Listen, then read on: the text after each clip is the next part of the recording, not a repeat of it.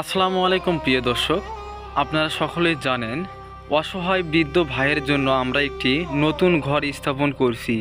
কারণ অসহায় বৃদ্ধ ভাই রাতে একাই থাকে, তার সাথে থাকার জন্য আমরা আরেকটি ঘর নির্মাণ করছি। আগে থেকেই একটি ঘর নির্মাণ করা ছিল, সেখানে অসহায় বৃদ্ধ মা ও তার প্রতিবন্ধী ছেলে বসবাস করত।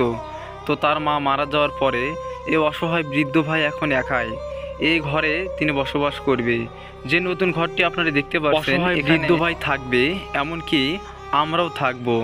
এই অসহায় বৃদ্ধ ভাই বিকেলবেলা তাকে ঘর থেকে বের করে এনে আমরা নতুন ঘরে বসে রেখেছি, যেন সে একটু বুঝতে পারে তার জন্য একটি নতুন ঘর নির্মাণ করা হচ্ছে।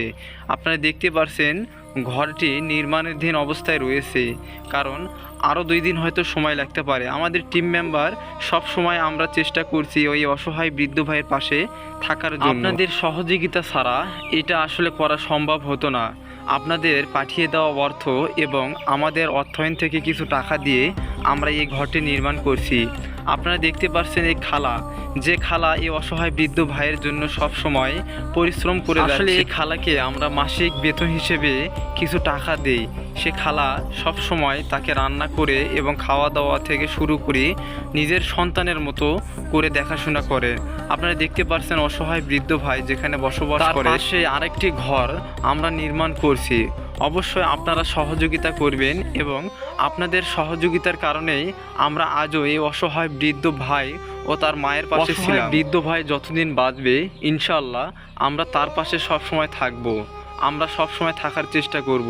অবশ্যই আপনারা এই ভিডিওগুলো দেখতে চাইলে এবং তার আপডেট জানতে চাইলে আমাদের সাথেই থাকবেন এবং পেজটি ফলো দিয়ে রাখবেন।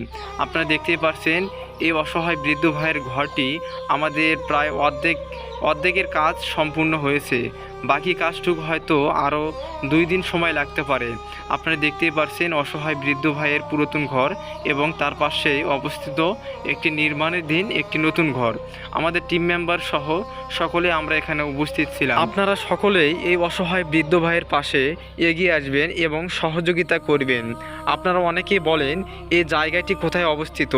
এই জায়গাটি মূলত গাইবান্ধা জেলার পলাশবাড়ি থানার 1 নং কিশোরগাড়ি ইউনিয়নে কাশিয়াবাড়ি বাজারের উত্তর পাশে অবস্থিত। এই অসহায় ভাইটি অন্যের জায়গায় অন্যের বাসস্থানে বসবাস করে। সবাই আসবেন তাকে দেখতে। এই বৃদ্ধ মা ছেলেকে আমরা প্রায় 7-8 বছর থেকে দেখাশোনা করতেছি। তাদের নিজস্ব জায়গা জমি নেই, আমরা অন্যের একটা জায়গায় তাদেরকে ঘর স্থাপন করে দিয়েছি, টিউবওয়েল বাথরুম স্থাপন করে দিয়েছি।